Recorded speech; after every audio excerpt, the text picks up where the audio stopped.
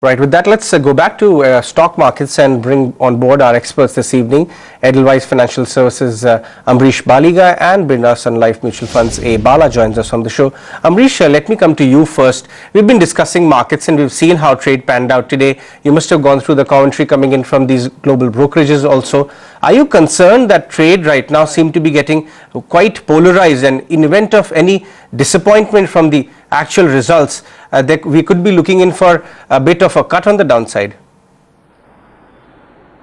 Not very concerned, because in case the final results are favorable like what the exit poll shows, I think we'll see either at least 150-200 points out of a rally from these levels. But in case there's a disappointment, I don't see like an outcome which is exactly opposite of what the exit poll shows. But if there is some disappointment, I suppose there would be a knee-jerk reaction, but then finally the logic will play out, saying that we have another 5-6 months more for the elections, and I think BJP will put its act in place. So because of which, again, you'll see the resumption of the rally. Bala, let me ask you the same question, but a little differently. You know, everyone on the street is assuming politics will favor equity markets. Do you think some degree of complacency perhaps has kicked in? Yeah, I think the way, if you look at the last 4-5 months, I think more than 4-5 months, the last 3-4 months, there has been a reasonably good amount of uptick which we have seen in the equity market. That is largely an expectation of many things. One, of course, the expected recovery that we are seeing in the Indian economy. I think more than the recovery, I think there has been some bit of belief that we are more or less bottoming out, and then as we move forward in the second and rather the third and fourth quarter, we will probably see a better corporate performance, largely coming on the back of monsoon impact that could have on in the rural economy. And the third, of course, is the election, which is of course the state election results, which will be coming on Monday, and the exit poll also do indicate some bit of change actually in the election outcome. So all these factors, I think at this point of time is driving the whole momentum in the equity market, and that's what we are seeing in the last 3-4 months. That I think continues actually, which is of course good news from the point of view of having a reasonably good outlook emerging for equity as an asset class as a whole. Amrish, you seem to be sounding quite positive on the market, and perhaps say that even a cut would be absorbed in the market because there's a genuine recovery happening in the economy. What are the sectors which you would like to play the market with? Whether will it be the cyclicals, or would you advise sticking with defensives? No, I think clearly cyclicals, because that is what is going to move, because that has not performed in the last 1.5-2 years. And with the green shoots in the economy, hopefully, coming up, because since we have seen the GDP growth also better than expected, we clearly see green shoots happening over the next couple of months. And based on that, investment cycle should again restart. And with the stable government, I think that will get a boost. So clearly, it's time to get into cyclicals.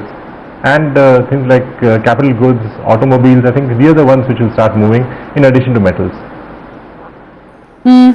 Amish, let me also ask you about other factors that could be at play. Take for example taper, which we've seen can cut both ways. But if you just take a look at some of the data that's coming in from the US, just take a look at the third quarter GDP numbers. They've been revised from 2.8 to 3.6. The labor market isn't looking all that bad. What sort of a taper timeline are you working with? And more importantly, how do you see it impacting emerging markets like India, for instance? No, in fact, taper, we don't, expect that to happen immediately. The earliest we see that happening is around March, April. By that time, clearly we'll be in that pre-election rally mode.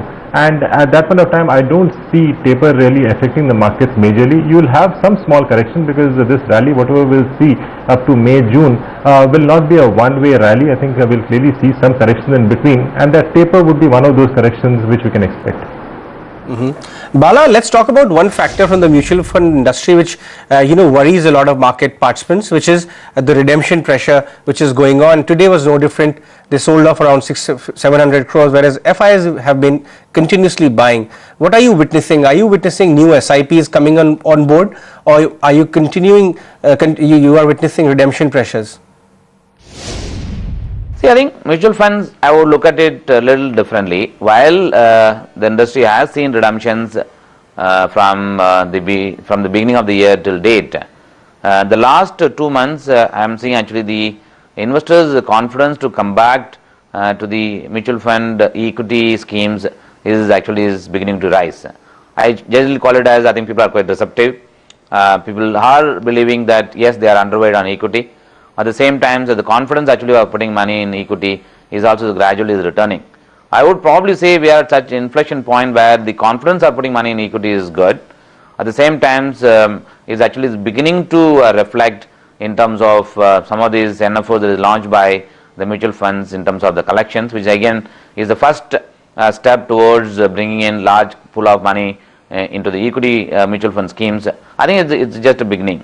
And the redemption, I think, is largely on account of, I would assume, the last 2-3 years or 4 years, the equity market having remained flat, the investors would have got a return, would have just ranged from different investors at different point of times, ranging at completely different kind of return benchmark it has given. Now, having seen that recent pullback in the market, it's getting back the return back to the above accepted levels compared to any other instrument within the fixed income space. I would assume some bit of redemptions could have happened as a result of that. But the way I see is, I think there is bit of convictions and confidence that is coming back, that equity as an asset class has to have higher proportion of their assets, having not invested big time in the last 4-5 years. So that makes me believe that as we move forward, that we will probably see the more attractions coming into the equity mutual fund schemes. Amrish, give our viewers, some money-making ideas away from those Nifty 50 stocks. Any sort of mid-cap counters that you folks at Edelweiss have been researching on and perhaps even telling your clients to go long on? Among banks, clearly it's DCB and IndusInd, where we see a decent move up. DCB, in fact, we see levels of about 65-70. IndusInd should at least move up around 20 to 25% from these levels over the next 6 months. Among the auto ancillaries, we are looking at Bharat Forge, where we see levels of about 370 to 380. Motherson Sumi, I think that's a long-term sort of a holding stock, where we have seen extremely good growth over the last at least 7 to 8 years. Expect that to continue. And among the underperformers, clearly it's Exide, because clearly we see that the replacement market actually playing out the way it has played out for the tire stocks. That should play out for the battery stocks like Exide.